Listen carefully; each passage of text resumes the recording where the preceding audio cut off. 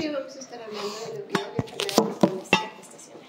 ¿Ya? A ver, ¿qué es lo que entienden por enfermedad trofoblástica? Es un tipo de fecundación normal, anormal. Anormal, perfecto. Más o menos ustedes ya han estado leyendo un poco o han estado viendo algo en sus prácticas. ¿Qué es lo que han estado notando cuando han visto una mola? ¿Por qué se caracteriza lo que es una enfermedad trofoblástica? Lo que se les ve. ¿Hay muela completa y muela incompleta? Perfecto. Hay diferentes tipos de mola. Entre ellos tenemos lo que es la mola hidatidiforme, que la podemos clasificar en completa o parcial. Después, ¿qué más? ¿Han visto en algunos casos en sus prácticas algún tipo de mola? Sí.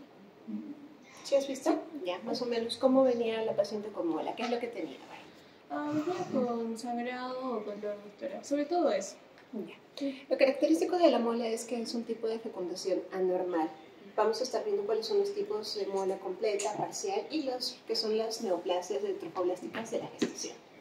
Entonces, el cuadro clínico es muy característico. Es una paciente que viene refiriéndole al retraso menstrual.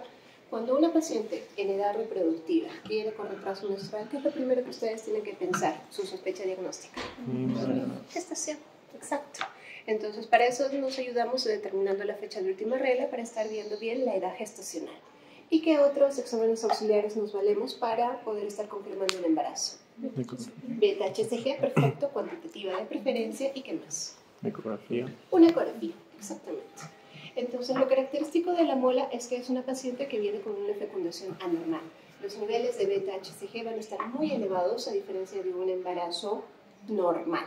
Y también vamos a estar viendo en la ecografía diferentes signos ecográficos que no vamos a estar viendo dentro de una gestación normal, sino que va a haber unas características que vamos a estar viendo dentro de lo que es el diagnóstico, como panal de abejas o tormenta de nieve que se le indica.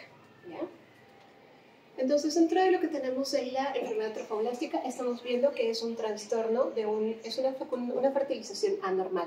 ¿Y por qué se caracteriza? Porque está habiendo un desarrollo o un crecimiento anormal del trofoblasto.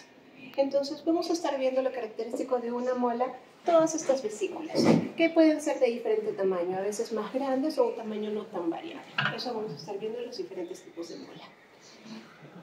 Este puede ser de buen diagnóstico, pero tenemos que tener en cuenta que también la enfermedad trofoblástica puede llegar a ser agresiva. ¿Y eso debido a qué? A una persistencia y a una invasión. Cuando tenemos persistencia o invasión, tenemos que estar pensando en un tipo de neoplasia. Pero si esta se resuelve rápidamente, estamos frente a un buen pronóstico, una mola que se puede ir tratando, obviamente con los controles de seguimiento. Lo que les estaba mencionando, la característica también de la mola es que tiene niveles muy elevados de beta-HCG a comparación de una gestación normal. Si ustedes ven una gestante de 5 semanas, su nivel de beta-HCG con una gestante que viene con una mola también de 5 semanas, los niveles son totalmente diferentes. Hay una diferencia muy abismal. Entonces, es muy alta la cantidad de beta-HCG, por eso también nos ayuda para lo que es el diagnóstico y seguimiento. Y obviamente este también es un marcador que nos va a estar haciendo el seguimiento y el pronóstico y además estar viendo si nuestro tratamiento ha sido el adecuado. Entonces, esto es para diagnóstico, para control y seguimiento. La enfermedad trofoblástica gestacional, como hemos visto, son tumores relacionados con un embarazo. Esta es una normalidad de la placenta. Y dentro de la enfermedad trofoblástica gestacional vamos a tener estos dos tipos, los tumores molares y los no molares. Dentro de los molares, la mola completa, la mola parcial. Y dentro de los no molares, que son las neoplasias, vamos a estar viendo mola invasiva, coriocarcinoma, tumores trofoblásticos del sitio placentario y el tumor trofoblástico epitelioide. Entonces los clasificamos fácil, tumores molares, completa e incompleta. Y los no molares, los más invasivos, que son las neoplasias. Hay un poquito de epidemiología. La mola es algo que también hay en nuestro medio. Se dice que en Asia es un poco mayor la frecuencia de molas, pero también es algo que está presente en nuestro medio. Entonces siempre tenemos que estar presente frente a pacientes gestantes que vienen con hemorragias dentro del primer trimestre. Tenemos que estar teniéndolo dentro de nuestro diagnóstico diferencial. Factores de riesgo. Como en la mayoría de patologías ginecobstétricas, siempre tenemos que estar viendo la edad. o pacientes muy jóvenes o pacientes ya adultos mayores. Entonces se dice que los extremos de la vida son justamente los factores de riesgo para lo que es la mola hidatidiforme. El antecedente de un embarazo anterior con mola, eso también aumenta 10 veces que nuevamente la paciente puede estar presentando. Entonces, si tienen una paciente con antecedente, cuando ustedes le hacen la anamnesis, le dicen cuántos embarazos ha tenido, si ha sido término, pretérmino, si ha tenido pérdidas, también pregunten si es mola, porque ese es un factor de riesgo que puede llegar a que la paciente aumente un poquito más la casuística de presentar nuevamente una mola. Otros factores que no se ha visto tan demostrados es la deficiencia de vitamina A, vitamina B9, algunos folatos. Y también se ha visto que hay un factor genético que está relacionado con el cromosoma 19. Ahora tenemos lo que es la mola hidatidiforme. Entonces, aquí ¿qué va a haber? Una diferente variación en lo que es el trofoblasto. Va a haber una hiperplasia, un crecimiento, tanto del cito y del sincitio trofoblasto. Y las vellosidades van a estar muy edematosas. Acá tenemos lo que es la mola completa, la mola parcial y la mola invasiva, la que puede estar infiltrando lo que es un endometrio. Aquí las características de lo que es mola completa y mola parcial. La mola completa, ¿por qué se caracteriza? Porque vamos a tener un óvulo vacío, no va a tener material genético. Y este va a ser fecundado por un espermatozoide. El espermatozoide con el óvulo vacío, ¿qué va a hacer? Va a duplicar su ADN. Entonces tenemos una duplicación solo de la carga paterna. Esto es lo que hablamos, una mola completa homocigota, porque está viniendo solo de un tipo de cromosoma que se ha duplicado. ¿Qué otro caso podemos tener? El mismo óvulo vacío. Acuérdense, la mola completa es el óvulo vacío, que va a estar fecundado, en este caso puede ser por 2 espermatozoides. Acá ya no va a haber la duplicación, sino que estos dos van a estar produciendo lo que es una mola completa heterocigota, porque estamos con 2 espermatozoides. A diferencia de la mola parcial, en la cual tenemos un óvulo con su material genético, y esta va a ser fecundada por 2 espermatozoides. Si tenemos 1, 2, 3 cargas genéticas, ¿qué vamos a tener? Triploidía. Entonces tenemos una mola parcial triploide. En esta sí tenemos un óvulo genéticamente conservado, con su material genético, y fecundado por 2 espermatozoides. Entonces la mola parcial está caracterizada por la triploidía. Un poquito más de mola completa. Recordamos, el óvulo sin material genético, fecundado por un espermatozoide. Este material genético se duplica, que generalmente es el material paterno. Y de ahí vamos a estar teniendo lo que es la mola completa. ¿Por qué se va a caracterizar esta mola completa? Porque no va a haber un tejido embrionario, es solo material genético paterno. Las vellosidades, la degeneración va a ser mayor. Entonces, en esta mola, ¿qué van a estar viendo? Cuando se hace una evacuación, muchos de sus docentes van a estar diciendo que es como si fueran esas uvas, las uvitarias, las uvas verdes, igualito, logran sacar ese tipo de vesículas que parecen racimos de uvas. Entonces va a haber una degeneración hidrópica y va a haber una atipia difusa del trofoblasto. Esto es cuando nos referimos a mola completa. Y si tenemos una mola parcial, hemos dicho que la mola parcial estamos con un óvulo con su material genético y es fecundado por los 2 espermatozoides. ¿Puede haber en este caso embrión? Sí, exactamente. Puede haber un embrión. Entonces acá vamos a tener una triploidía porque tenemos la carga materna y los 2 cargas del papá. Entonces tenemos una triploidía. Y en este caso sí puede haber feto. Puede haber un tejido embrionario, puede haber tejido fetal. La degeneración hidrópica va a ser de diferentes tamaños. No va a ser como en la mola completa, que es más grande. En esta puede ser de diferentes portes. Y a veces hay un poco de atipia del trofoblasto, a diferencia del otro que sí tiene una atipia un poco más marcada. Nuevamente, estamos hablando del cariotipo de la mola completa, estamos hablando de un 46XX o 46XY. Y la mola parcial, triploidía, 69. ¿Ya? La carga de la mola completa, netamente paterna. Y la carga de la mola parcial, como está fecundada por 2 espermatozoides, son 2 tercios paternos y el tercio materno. ¿Ya? Lo que puede estar presente, hemos estado hablando de lo que es la presencia de embrión. En la mola completa va a estar ausente y en la mola parcial puede estar presentando lo que es embrión o feto. La proliferación del trofoblasto. Aquí va a ser un poco más difuso, más amplio, en el otro no va a ser tan presentado. ¿Ya? Y acá vamos a estar viendo otro tipo de complicaciones. Mayormente los casos que suelen presentarse es de mola completa. Muy raro o baja la incidencia, la frecuencia de presentar una mola parcial. No es tan común, pero sí puede presentarse.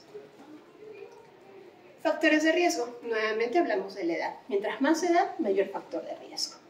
Embarazos molares previos. Ya tenemos que estar averiguando si tenemos una paciente con una mola anterior, aumenta el riesgo de que pueda estar presentando nuevamente. Los valores muy elevados de beta-HCG. Otra de las características clínicas cuando ustedes vean mola es que recuerden que el crecimiento uterino hasta cierta semana más o menos corresponde a la altura uterina con la edad gestacional. Han estado bien, ¿no es así? ¿Qué sucede en la mola? Puede venir una paciente, le indican ustedes su fecha de última regla, sacan su gestograma y por fecha de última regla le sale 7 semanas. Ok, ustedes van, evalúan a la paciente y encuentran en el abdomen un útero aumentado de tamaño de más o menos unos 20 centímetros. ¿Hay correspondencia? 7 semanas con un útero aumentado con ese tamaño? No. Entonces ya llama la atención. Tienen que estar pensando que podrían estar frente a una mola. Obviamente hay que estar descartando otro tipo de patologías, pero mola tiene que estar presente dentro de sus diagnósticos diferenciales. También que vamos a estar encontrando lo que son los quistes tecaluteínicos, que es muy importante y eso también hay que estar vigilando en los controles posteriores. Son quistes que vamos a estar encontrando dentro de los ovarios que pueden llegar hasta 8 centímetros de diámetro. Y eso también hay que estar viendo en los controles posteriores. Y ya en casos en que haya una infiltración al miometrio, que pueden estar encontrando lesiones hiperecogénicas. ¿Qué significa? Como que lesiones manchas blancas dentro del miometrio. ¿Cuándo sospechamos de enfermedad trofoblástica? Hemos dicho que uno tiene que presentar su retraso menstrual. Y si viene la paciente con sangrado. Mayormente cuando vienen las pacientes con náuseas, vómitos, les decimos que puede ser una reacción a la beta-HCG. Entonces, si en este caso tenemos una beta-HCG muy elevada, las náuseas y vómitos, ¿cómo van a estar? Súper elevados. Es una paciente que viene con bastante náusea, bastante vómito. Es un tipo de reacción al tipo de hormona beta-HCG. Entonces, si en la enfermedad trofoblástica tenemos una elevada cantidad de beta-HCG, obviamente que los síntomas de náuseas y vómitos también van a estar muy elevados. El útero aumentado para la edad gestacional, es decir, no hay una correspondencia entre edad gestacional con el tamaño uterino. ¿Qué hacemos? Nuestra sospecha ecográfica y obviamente el examen ginecológico. Vamos a estar viendo en la ecografía si hay presencia o no de embrión, estar corroborando nuestro tamaño uterino, ver si hay vascularización placentaria, observar si hay la presencia de los quistes tecaluteínicos. Hay que estar determinando los niveles de beta-HCG y ya después de eso tenemos que hacer, si hay una mola, el tratamiento es evacuarla. Entonces tenemos que hacer una evacuación y ese material tiene que estar siendo enviado a patología, el cual nos va a estar dando el diagnóstico si estamos frente a una mola completa o una mola parcial. ¿Ya? Entonces eso siempre hay que estar enviando a anatomía patológica. El cuadro clínico, como van a estar viendo acá, tenemos cuadros clínicos para lo que es mola completa y mola parcial. ¿Cuál hemos dicho que es la más frecuente? La mola completa. Y la cantidad de los síntomas para mola completa es obviamente un poco más exagerada, a diferencia de una mola parcial. ¿Qué hemos estado hablando? Sangrados vaginales. Es más frecuente en la mola completa. El útero aumentado de tamaño, más frecuente en mola completa. Las náuseas, también. A veces hay casos de hipertiroidismo bioquímico y clínico, entonces también hay que estar evaluando a la paciente.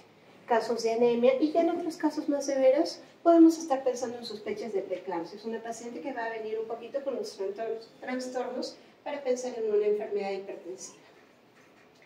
El diagnóstico, nuevamente una anamnesis detallada, estar preguntando los antecedentes, estar preguntando. Hay que indagar mucho en lo que es nuestro estudio, las preguntas, para de ahí enfocarnos en nuestro examen físico y según eso solicitar los exámenes auxiliares. Entonces tenemos que estar preguntando muy bien. Ustedes son los detectives acá, tienen una sospecha, tienen que ir preguntando, porque la paciente no va a venir y les va a decir, doctor, tengo esto. Entonces ustedes tienen que ser juiciosos en ir preguntando, ir indagando, tratando de sacarle con cucharita muchas veces a la paciente. El examen ginecológico, mayormente que van a encontrar un cuello uterino cerrado y con presencia de un sangrado genital. Es raro los casos en los que puedan estar viendo lo que es la eliminación de las vellosidades, esos pequeños quistecitos. Eso mayormente cuando ya es en la evacuación. Obviamente en la ecografía, a veces también con el examen bimanual, uno va a estar determinando lo que es el tamaño del útero mediante su examen físico. Y también en la palpación, estar tratando de palpar lo que son los quistes decaluteínicos, que también se puede estar examinando o, bueno, palpando durante el examen físico. Nuevamente la beta-HCG, la cual nos sirve para el diagnóstico y también para el control luego de la evacuación de una mola. Y en la ecografía, ¿qué es lo que vamos a estar encontrando? Lo que son los signos clínicos como copos de nieve o panal de abejas, que es muy característico. Ya ustedes pueden ir haciendo la ecografía y van a estar viendo lo que es la cavidad uterina sin presencia de feto y con este tipo de signos clínicos. Entonces ya prácticamente tienen su diagnóstico. Y la radiografía de tórax, que mayormente es para ver si hay algún tipo de metástasis pulmonar. ¿Cuál es el manejo? Como hemos dicho, mola diagnosticada tiene que ser una mola evacuada. Entonces, ¿qué es lo que tenemos que estar haciendo? Obviamente, examinar a nuestro paciente, un estudio ecográfico. No es que la paciente ingresa, tiene el diagnóstico de mola y de frente a sala. Siempre hay que estar pidiendo los exámenes prequirúrgicos para estar viendo. Hay que hacer pruebas cruzadas, radiografías de tórax, porque puede haber metástasis a nivel de tórax. También pruebas de función hepática para estar viendo cómo está. Tenemos que canalizar una buena vía. ¿Cuál es el riesgo muchas veces de la mola cuando hay evacuaciones? Sangrados. Entonces siempre una vía de calibre grueso para poder estar hidratando o compensando volúmenes a la paciente. Obviamente esto es para mantener una estabilidad hemodinámica. Y obviamente hay que estar viendo qué alteraciones puede haber, sangrados, hemorragias, hipertensión, por eso algunos signos de preeclampsia, hay que estar manejando muy bien lo que son la hipertensión, trastornos hidroelectrolíticos, coagulopatías, lo que es shock hemorrágico. Y también estar presente en lo que puede estar habiendo algún tipo de malignización.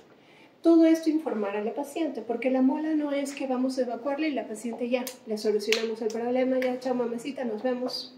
No, hay que estar haciendo los controles periódicamente. ¿Ya? Entonces, han estado viendo también en sus prácticas clínicas cuando tenemos abortos o molas, tenemos diferentes tipos para evacuación. Uno que es el AMEU y otro que es el legrado uterino. El AMEU es más que todo cuando el tamaño del útero es menos de 12 centímetros. ¿Por qué? Porque las cánulas justamente están diseñadas para un útero menor de esos 12 centímetros. Entonces, ¿el AMEU qué es? Aspiración manual endouterina. ¿Han visto jeringas AMEUs? Las jeringas son como unas jeringas de plástico de unos 20-30 centímetros. Hay unas cánulas de plástico con unas fenestraciones en la puntita. ¿Qué es lo que hacemos con esta jeringa? Creamos un espacio en vacío. Creamos una presión negativa. Entonces, cuando introducimos la cánula, lo que va a hacer esta presión negativa, aspira, succiona el contenido. Y eso es la evacuación, es una aspiración. Entonces, utilizamos cuando el útero es menos de 12 semanas, porque justamente la cánula está diseñada para ese tipo de altura uterina. Si tenemos una paciente con un útero como de unas 20 semanas, obviamente el AMEU no nos va a ayudar. Ahí ya utilizamos lo que es el legrado. Y obviamente esta paciente viene con un sangradito y ustedes la han evaluado y ese cuello está con un ligero sangrado, pero no es un cuello dilatado. ¿Qué es lo que tenemos que estar haciendo? No vamos a ser tan bruscos en ingresar para hacer la evacuación. Tenemos que hacer una maduración del cuello uterino para evitar, no es así, algún tipo de complicación o daño a nuestra paciente. ¿Cómo maduramos el cuello uterino? Con misoprostol. El misoprostol, la concentración es de 200 microgramos. La ponemos en el fondo del útero, puede ser cada 6 horas, hasta llegar a un máximo de 800 microgramos. ¿Y esto qué va a hacer el misoprostol? Va a reblandecer ese cuello del útero, lo va a ablandar. Entonces no va a ser tan traumático el ingreso de una cánula o de una cureta para el legrado. Obviamente tenemos que retirar todo el contenido que esté en el útero, todo esto realizarlo en sala de operaciones por las complicaciones que podemos estar teniendo. La oxitocina, ¿por qué? Porque esto nos va a ayudar a que el útero vaya a contraerse y de esta manera evitamos un tipo de sangrado, ¿ya? De hemorragias. En muchos casos, cuando hay perforaciones o sangrados muy abundantes, hemorragias, ya tenemos que estar pensando en lo que es histerectomías. Entonces, el manejo de una mola no va a ser un manejo ambulatorio, tiene que ser hospitalizado, tiene que ser en sala de operaciones con todos los cuidados necesarios. Si tenemos pacientes con RH negativas que nunca han sido expuestas, que es su primer embarazo, ¿amerita o no la anti-D, la gamma globulina? Obviamente que sí, porque vamos a hacer que esta paciente se sensibilice. Entonces tenemos que estar utilizando o administrándole lo que es la gamma globulina dentro de las 72 horas. Entonces es una paciente que también tiene que estar manejando e ir preguntando. Y obviamente se puede hacer un legrado de repetición si es que vemos que todavía está habiendo restos, pero no es tan indicado. Entonces, dentro de la evacuación uterina podemos tener lo que es el legrado o la aspiración. Tenemos que estar reevaluando a nuestro paciente a los 7 días. Si la paciente persiste con sangrado o en la ecografía estamos viendo que hay restos, se podría hacer un segundo legrado. Sí se podría realizar. Pero si persisten los síntomas, ya tenemos que estar pensando en que puede ser lo que es una histerectomía por el riesgo de un tipo de neoplasia. Muy poco es el manejo conservador, ya más que todo se va a lo que es un tratamiento quirúrgico, una histerectomía. Ahora, lo que les estaba diciendo, una mola evacuada, tenemos que estar haciendo los controles respectivos. Entonces, ¿con qué vamos a estar controlando? Beta-HCG. Si has evacuado la mola y tus niveles previos han sido muy elevados, después de la evacuación, ¿cómo deberían estar? Disminuidos, exactamente. Entonces tenemos que hacer determinaciones de beta-HCG a las 48 horas y estas tienen que bajar de los niveles previos. La ecografía para estar valorando si hay restos o si hay signos ecográficos que todavía está habiendo restos. Utilizamos lo que es la ergometrina, misoprostol también para evitar riesgo de hemorragias o sangrados. Y ya en algunos casos lo que es quimioterapia profiláctica, pero más que todo en esto cuando tenemos pacientes que sospechan de molas de alto riesgo, molas previas, por ejemplo. El seguimiento mediante beta-HCG. Entonces, tenemos una paciente que ya le hemos evacuado, tenemos que solicitarle las beta-HCG seriadas. Entonces, tenemos que obtener por lo menos 3 valores de beta-HCG negativo. Pero ahí no termina. Esta es una paciente que tenemos que estar controlándola durante un año. Entonces, tiene sus niveles de beta-HCG negativos. Vamos a estar haciendo los controles por un año. Cada mes hay que pedirle una beta-HCG. Mensual, mensual, mensual. Los 6 primeros meses. De ahí ya tenemos que estar, o podemos pedirle cada 2 meses hasta completar el año. Y todos estos valores tienen que ser negativos. ¿Qué pasa si tienes una paciente que estás con tus controles y de pronto se ha elevado la beta-HCG? ¿Qué es lo que te dice tu sentido común? Otra mola, ¿qué más? Pero la has evacuado, está persistiendo, ¿no es así? Entonces ya eso sería algo normal, lo que sigue es la historia natural de una mola. Ya tenemos que estar pensando en un tipo de neoplasia, ¿no es así? Entonces para eso nos sirve. Tenemos que estar haciendo también los controles ecográficos para estar viendo la disminución del útero y también los quistes luteínicos, los luteomas. Hay que estar controlando que estos también empiecen a disminuir. Las radiografías de tórax que son previas y también se solicitan posterior a la evacuación. Y obviamente, si estamos diciendo que la beta-HCG es un marcador para lo que es el seguimiento de la mola, ¿su paciente se podrá embarazar?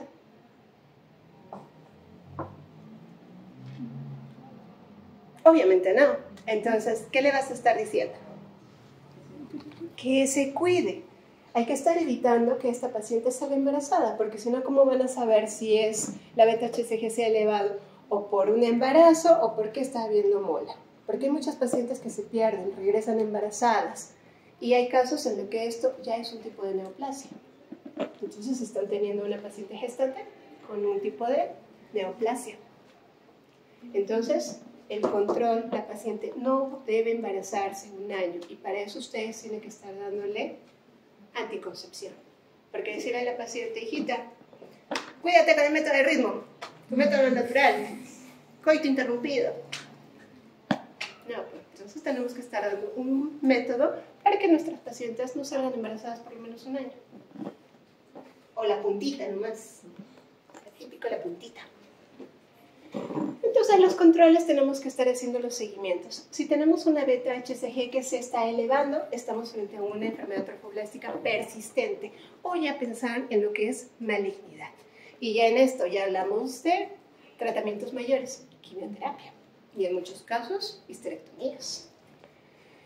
tenemos que estar viendo si es que la paciente no tenga elevación de la beta-HCG. Dentro de los 4 meses puede ser un embarazo anterior. Entonces, que la paciente se cuide, que no se embarace nuevamente. Obviamente, nuestros niveles de beta-HCG, nuevamente, que tienen que tener tendencia a la baja. Si están manteniéndose o se elevan, ya hay un tipo de sospecha, tenemos que ya iniciar el tratamiento con quimioterapia. Si hay metástasis, para eso las radiografías de tórax, para estar viendo. También si hay la histopatología, lo cual es muy importante cuando hacemos la evacuación de mola, estar enviando al patólogo para que nos determine si está habiendo algún tipo de neoplasia. ¿Ya? Y obviamente si nuestro paciente sigue con el sangrado. Y esto es un poquito de una puntuación de la FIGO en la cual nos indica los riesgos a un tipo de neoplasia. En primer lugar, edad, que hemos visto. Menos o más de 40 años tienen un puntaje de riesgo. Si ha habido una gestación anterior y esta terminó en lo que es mola, aborto o fue una gestación a término. Recuerden que si tenemos lo que es persistencia de beta-HCG después de 4 meses de un embarazo término, aumenta lo que es sospecha de un tipo de neoplasia. La beta-HCG, previo al tratamiento, la presencia de lo que son los quistes luteínicos, las metástasis, la cantidad y si hay quimioterapia. Y la suma de todos estos puntajes nos va a estar dando lo que son los riesgos. Si tenemos una paciente con bajo riesgo, ya estamos pensando en un tratamiento de monoquimioterapia e histerectomía. Ya si aumenta el riesgo, ya tenemos que estar pensando en la combinación de varios medicamentos para lo que es la quimioterapia. Y ya de mucho alto riesgo, ya obviamente esquemas más complejos. ¿Ya? Entonces, vamos a estar viendo que la mola no es un caso que no se presente. Pueden estar viendo en lo que es nuestro medio. Entonces, la sospecha, determinar una buena edad gestacional, un buen examen clínico para estar viendo si hay una disociación de altura uterina con edad gestacional, determinaciones de beta-HCG para ver si estas son muy elevadas, que no corresponden al tiempo de embarazo, una ecografía para estar viendo signos, si hay como panal de abeja o copos de nieve. Todo esto diagnosticado, tenemos que hacer el tratamiento, que es la evacuación. Obviamente preparar a la paciente con un consentimiento informado, explicarle muy bien el diagnóstico de mola, el tratamiento y sobre todo los seguimientos. Hacer sus exámenes prequirúrgicos porque la mola tiene que ser netamente en sala de operaciones. Hacer todas sus pruebas cruzadas, hacer la evacuación, enviar el tejido a anatomía patológica que nos va a estar determinando el tipo de mola en el que estamos y los controles con sus beta-HCGs, radiografías de tórax, evaluar a la paciente si está viendo sangrados o no, los controles, 3 valores negativos y de ahí mensualmente hasta los 6 meses y de ahí cada 2 meses hasta completar el año. Y en todo este año la paciente, anticoncepción, para evitar nuevamente, ¿no?, un mayor riesgo. ¿Tienen alguna duda? Doctora, ¿los quistes luteínicos son lo mismo que el lutiomas? Sí. Ay. ¿Algo más? Chicas. Muy bien. Gracias por asistir. Gracias.